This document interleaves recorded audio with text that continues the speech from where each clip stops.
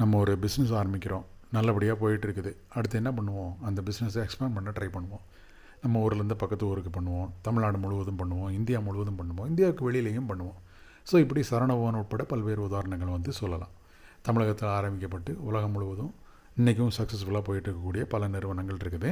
So இதே மாதிரி detox அப்படின்ற ஒரு அமெரிக்க நிறுவனம் வந்து அமெரிக்காவில் பல்வேறு பொருட்களை விற்றுட்ருக்காங்க. அவங்க வந்து இதே மாதிரி குளோபலாக எக்ஸ்பேண்ட் ஆகணும் அப்படின்னு முடிவு பண்ணிட்டு என்ன பண்ணுறாங்க, பழைய மெத்தடான அந்த ஒரு நாட்டில் போயிட்டு ஒரு மேனுஃபேக்சரிங் யூனிட் ஆரம்பிக்கிறது அல்லது ஒரு குடோனை வச்சுட்டு அங்கே நிறைய மேன் பவர் வச்சுட்டு அங்கே அந்த ப்ராடக்டை வந்து சேல் பண்ணுறதுக்கு முயற்சி எடுக்காமல் அமேசான் குளோபலை வந்து யூஸ் பண்ணியிருக்காங்க.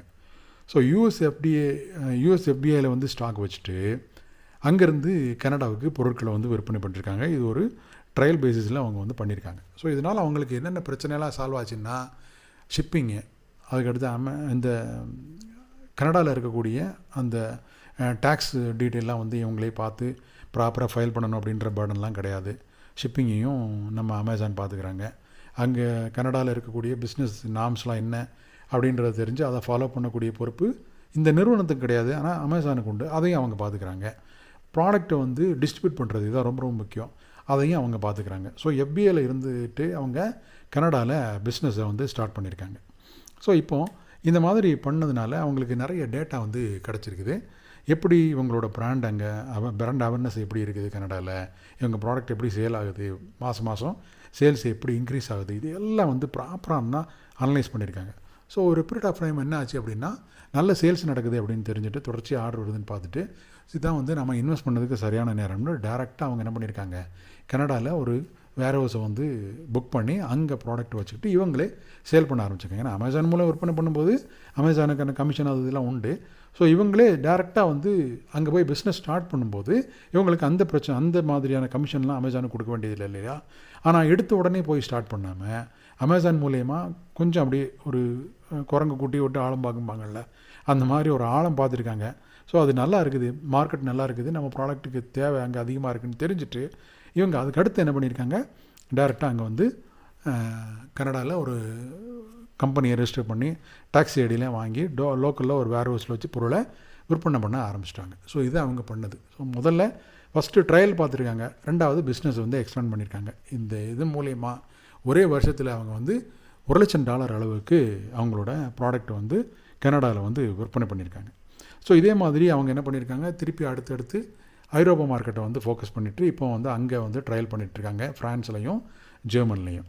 ஸோ இது நமக்கு எதை காட்டுது அப்படின்னா, நாம் ஒரு சின்ன இந்த மாதிரியான அமேசான் குளோபல் செல்லிங் அப்படின்ற ஒரு பிளாட்ஃபார்ம் யூஸ் பண்ணி ஒரு நாட்டில் நம்ம பொருள் விற்பனை ஆகுதா இல்லையா அப்படின்றத வந்து முன்னாடியே தெரிஞ்சுக்கலாம். ஸோ நல்லபடியாக ஆச்சு அப்படின்னா நம்மளோட கவுண்டர் வந்து வெளிநாட்டில் ஓப்பன் பண்ணி நாமளே டேரெக்டாக சேல் பண்ணலாம். இல்லை அந்த நாடு நமக்கு ஒத்து வரல, அமேசான் குளோபல் செல்லிங் மூலம் விற்கும்போது பெருசாக சேல்ஸ் இல்லை அப்படின்னா நாம் அந்த நாட்டுக்கு தேவையில்லாமல் இன்வெஸ்ட் பண்ண வேண்டாம். ஸோ இது ஒரு அருமையான யுக்தி.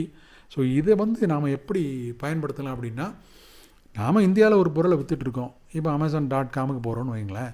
ஸோ அங்கே நம்ம ப்ராடக்ட்டை வந்து லிஸ்ட் பண்ணுவோம், சேல் பண்ணி பார்ப்போம், நல்லபடியாக பிக்கப் ஆச்சா அப்படியே வந்து போகட்டும். ஸோ நம்மளால் அந்த பிராண்ட் வந்து அங்கே மக்களுக்கு அதிகம் தேவைப்படுது, அந்த பிராண்ட் அவேர்னஸ் இருக்குது, மக்கள் அதிகம் வாங்குகிறாங்க, தொடர்ந்து மாதம் நல்ல சேல்ஸ் ஆகிட்டு இருக்குது, அதுவும் இன்க்ரீஸ் ஆகிட்டே இருக்குன்னா கொஞ்சம் கூட யோசிக்காமல் டேரெக்டாக அமேசானில் நாமளே வந்து அமெரிக்காவில் நாமளே வந்து ஒரு கம்பெனியை வந்து பதிவு பண்ணி டாக்ஸ் ஐடென்டிஃபிகேஷன்லாம் வாங்கி அங்கேயே வந்து பொருளை உற்பத்தி பண்ணலாம், அல்லது குடோன் வச்சுட்டு அங்கேருந்தே நாமளே டேரெக்டாக சேல் பண்ணலாம். ஸோ அப்போ அமேசானை வந்து கட் பண்ணி விட்டுறலாம்.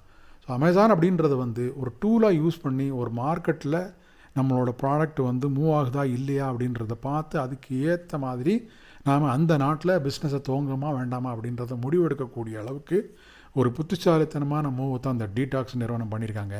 அதை நம்ம அப்படியே காப்பி அடிக்கலாம். காப்பி அடிச்சுட்டு ஒத்து வந்தது அப்படின்னா நம்மளோட பிஸ்னஸை வந்து பல நாடுகளுக்கு எக்ஸ்பேண்ட் பண்ணி மிகப்பெரிய உலகளாவிய நிறுவனமாக வளர்க்கலாம். ஒத்து வராத நாடை அப்படியே விட்டுறலாம். ஸோ இதை வந்து அமேசான் குளோபல் செல்லிங்கை இன்றைக்கி நாம் ஒரு டூலாக யூஸ் பண்ணுறதுக்கான வாய்ப்பு உருவாகிருக்குது.